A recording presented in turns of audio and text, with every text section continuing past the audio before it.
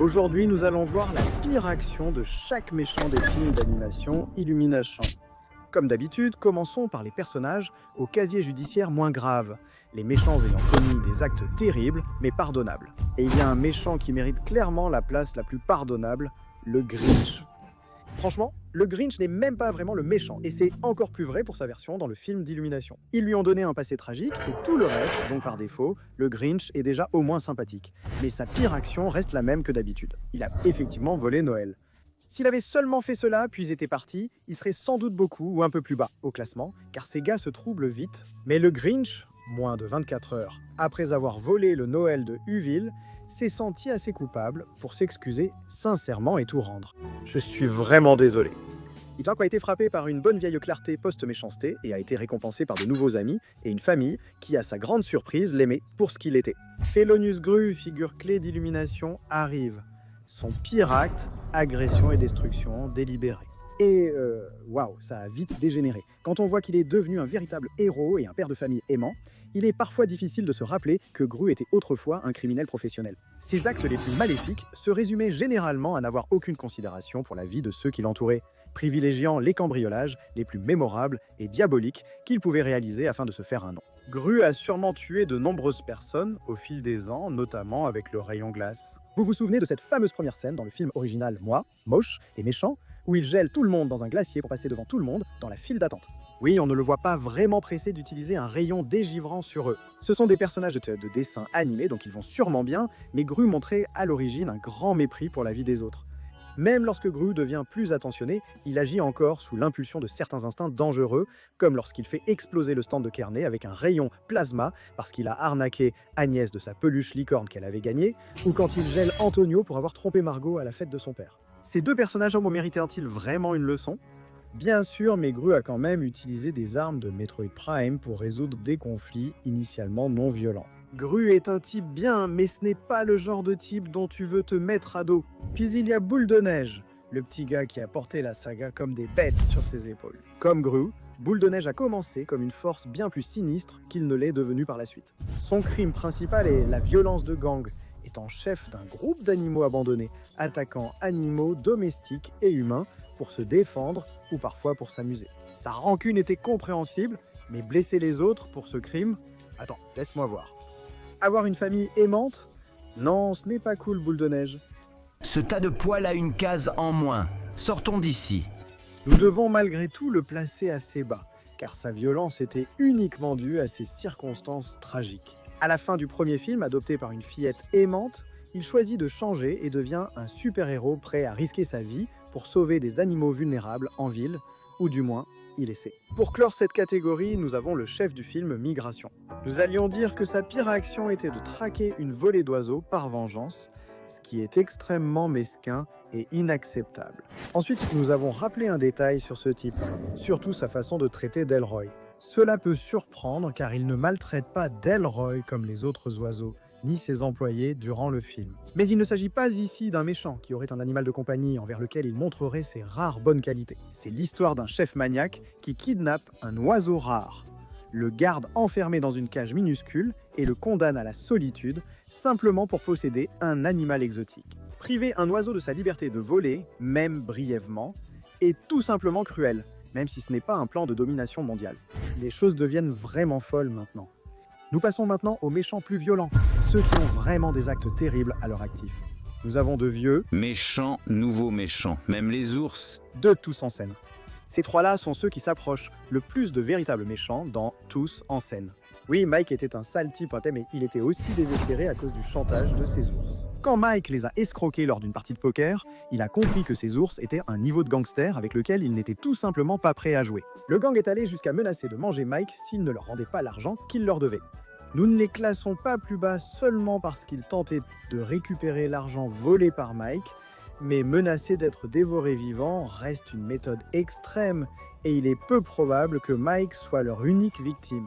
Heureusement, à partir de Sing Thriller, il a été confirmé que Mike et sa petite amie ont d'une manière ou d'une autre survécu aux attaques des ours. Maintenant, on ne sait pas s'ils ont payé leurs dettes ou non, mais au moins ces types ne pourront plus menacer avec des méthodes de meurtre inhumaines. Sergei de Comme des Bêtes devient ensuite. Ce type est l'un des pires méchants d'Illumination, surtout pour sa maltraitance d'animaux en danger. Et laissez-moi vous dire, ce type prend vraiment plaisir à maltraiter les animaux. Je sais que c'est une façon gênante de le dire, mais croyez-moi, il le mérite. D'abord, il y a l'exemple évident, sa maltraitance du petit tigre blanc Hou, qui l'oblige à faire des numéros de cirque dangereux sous menace de mort. Sergueï parvient à devenir encore pire plus tard, lorsque Boule de Neige essaie d'aider Hou, ce qui pousse Sergueï à lâcher des loups contre lui et même à menacer de tuer l'un de leurs meutes s'ils échouent. Si ce n'était que sa maltraitance envers Hou, ce serait déjà grave, et pour être clair, cela ne changerait en rien sa place. Rêver va être bien plus amusant. Mais le fait est que Sergueï semble, d'une manière ou d'une autre, intégrer la maltraitance animale dans chacune de ses ambitions dans la vie. Être écrasé 2 fois était peut-être trop simple pour lui. Dans Tous en scène de Jimmy Crystal est le premier méchant d'Illumination à avoir tenté un meurtre, rejoignant ainsi un groupe étonnamment nombreux. Le moment marquant, c'est quand il apprend que Buster a viré sa fille Portia et le suspend au bord du toit. « Mec, je croyais que tu exagérais. C'est presque touchant qu'il l'ait fait pour sa fille, mais menacer de tuer un homme parce qu'il a viré ton enfant n'est pas une réaction proportionnée. Le plus étonnant, c'est que le crime de Jimmy paraît presque raisonnable face à d'autres méchants d'Illumination. Il est temps de parler de Carlos dans Hop. Un employé mécontent et sous-estimé, sa pire action a été d'essayer de faire bouillir Fred et Monsieur Lapin vivants. Oui, la pire action de Carlos entre dans une catégorie similaire à celle du gang des ours mentionnée précédemment. Il ne tue pas seulement son ennemi, il insiste pour le faire de la façon la plus cruelle possible. Je veux dire, toute cette histoire de bonbons au chocolat me paraît géniale, mais être complètement immergé dedans pendant que ça bout, non, pas vraiment. Même les ours meurtriers de Sing avaient de vraies raisons d'en vouloir à Mike, qui les avait arnaqués et leur avait pris beaucoup d'argent. Monsieur Bunny était le bras droit de Carlos, en qui il avait assez confiance pour un poste important, même s'il n'était pas l'animal principal de Pâques. Il avait donc encore moins de raisons d'agir ainsi, même jaloux. D'accord, c'était sans doute le plus difficile à classer. La pire action de Wild Knuckles est la torture d'un enfant. En l'occurrence, un jeune félonieux Gru, qu'il soupçonnait à juste titre d'avoir volé l'amulette, mais il s'est malheureusement trompé en pensant qu'il l'avait sur lui. Au lieu de prendre le trésor, il capture Gru comme otage, espérant que ses tuteurs paieront la médaille en rançon. Vous avez 2 jours, sinon vous ne reverrez jamais votre petit patron. Quand personne n'aide Gru, on réalise que Wild Knuckles n'est pas si mauvais. Après l'avoir connu, il prend Gru sous son aile et devient une bien meilleure figure paternelle que ses vrais parents. Il vient à peine de torturer les enfants, ce qui rend son revirement très rapide.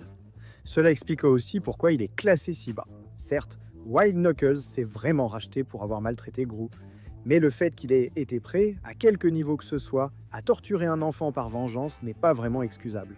Même si ce n'était qu'un bluff, ce qui est assez probable, je l'admets, il pensait quand même vraiment qu'il faisait croire à quelqu'un que son enfant était torturé par un super vilain. Il serait sans aucun doute tout en bas de notre liste s'il ne s'était pas repenti presque immédiatement, et s'il n'avait pas lui-même eu une vie aussi difficile.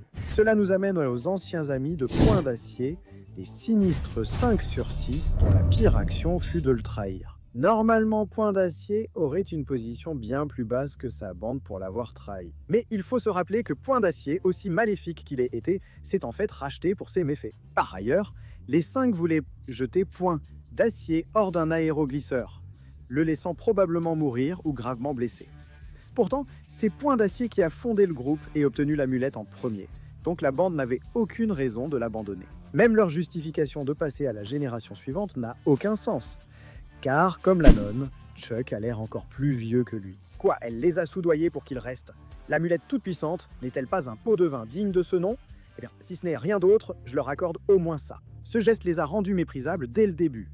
Et si tu doutes qu'ils sont pires que Wild Knuckles, souviens-toi qu'ils étaient prêts à laisser Gru se faire déchirer juste pour renforcer leur pouvoir. Certains méchants ont commis des atrocités à une échelle supérieure, comme El Macho. Ce criminel flamboyant adorait commettre les crimes les plus machos dans moi, moche et méchant d'eux. Son chef-d'œuvre prend forme, surtout lorsqu'il transforme les mignons en armes biologiques. Après avoir simulé sa mort de façon virile, El Macho est revenu de l'ombre pour tenter à nouveau de conquérir le monde en transformant les mignons et lui-même en monstres violets grâce au sérum PX41. Je ne comprends pas comment il comptait les contrôler ensuite, mais c'était clairement un acte de guerre biologique contre le monde. Pire, il n'a même pas attaché de requin ou de dynamite aux mignons, prouvant qu'il a perdu son authenticité artistique. Enfin, voici Balthazar Bratt pour cette catégorie. Ce gaz-là a été un mauvais garçon toute sa vie, autrefois. en tant que criminel. Quand Hollywood a jugé qu'il n'avait plus de charme, Bratt estima qu'il ne méritait plus d'exister. La désillusion de Bratt envers le monde a mené à une tentative de meurtre de masse. Balthazar comptait terroriser la ville avec un robot à son image, puis continuer en faisant flotter la ville dans l'espace grâce à une immense bulle de chewing-gum. Si le plan ne l'avait pas déjà montré, sachez que Balthazar Bratt n'est clairement pas mentalement stable. Je sais, essayez de contenir votre choc face à cette révélation. Cela ne rend pas ses actes moins maléfiques, cependant, mais cela met au moins en lumière le côté le plus brisé de Bratt. Hollywood a demandé à ce gamin de jouer les méchants pour divertir. Puis l'a abandonné quand il n'était plus assez mignon. Maintenant, il fait tout ce qu'il peut pour obtenir l'affection des gens. Ce n'était évidemment pas une excuse, surtout qu'il était assez lucide pour enlever les girls et distraire Gru afin de l'empêcher de l'arrêter. Il faut toutefois noter qu'il est un homme brisé, pas seulement un monstre maléfique. D'un autre côté, cette dernière catégorie concerne les personnages qui ont commis des actes totalement et irrémédiablement maléfiques. Nous commençons notre dernier top 5 des méchants d'Illumination avec Scarlett Overkill, antagoniste principale du premier film, Les Mignons. Honnêtement, la plupart de ses actions vont toutes dans le même sens. Elle s'efforce de faire des choses maléfiques et essaie de se surpasser à chaque fois. Mais sa pire action reste d'avoir condamné les Minions à la torture. Après avoir recruté les Minions comme nouveaux sbires, Scarlett les a immédiatement, même si c'était de façon indirecte, menacés de mort s'ils échouaient. Scarlett a pensé à tort que les Minions la trahissaient après avoir pris la couronne de la reine. Mais même après que Bob ait rendu la couronne, apaisant ainsi ses inquiétudes, elle les a quand même condamnés à être torturés par Hal dans le donjon pour leurs crimes, qui encore une fois était littéralement inexistant. Préparez-vous à la torture, je m'en occupe. C'est encore pire sachant que Scarlett traitait les Mignonnes comme des enfants, les bordait et leur lisait une histoire avant de dormir. Être prêt à torturer ses propres enfants adoptifs, ces petits gremlins jaunes, c'est déjà grave, mais le faire sans aucune foutue raison, c'est un tout autre niveau de perversité. Ensuite, sans aucune introduction nécessaire, voici le tout premier vrai méchant d'Illumination, Vector. Bien sûr, il peut sembler assez amical lorsqu'il interagit avec ses collègues méchants, mais ne vous y trompez pas. Vector est prêt à utiliser n'importe qui et tout le monde qu'il peut attraper pour mettre à exécution ses plans diaboliques. Le plus tristement célèbre, il a pris les filles de Gru en otage, comme rançon, et il a menti sur leur retour. Vector aurait pu être classé dans la catégorie précédente s'il avait tenu parole en rendant les filles de Gru après le retour de la Lune, mais il a finalement choisi de ne pas les rendre sans raison apparente. Il était déjà une ordure pour les avoir mises en danger, mais vouloir les tuer sans raison après avoir obtenu ce qu'il voulait, son père devrait au moins être fier d'avoir élevé un fils diabolique avec ce rayon réducteur. Nous arrivons à la fin du classement, et il est temps d'évoquer Bowser, l'un des plus grands méchants d'Illumination. Sa version Nintendo est plus célèbre, mais celle d'Illumination est aussi fantastique, et la méchanceté de Bowser y atteint un sommet avec son côté terrorisme international.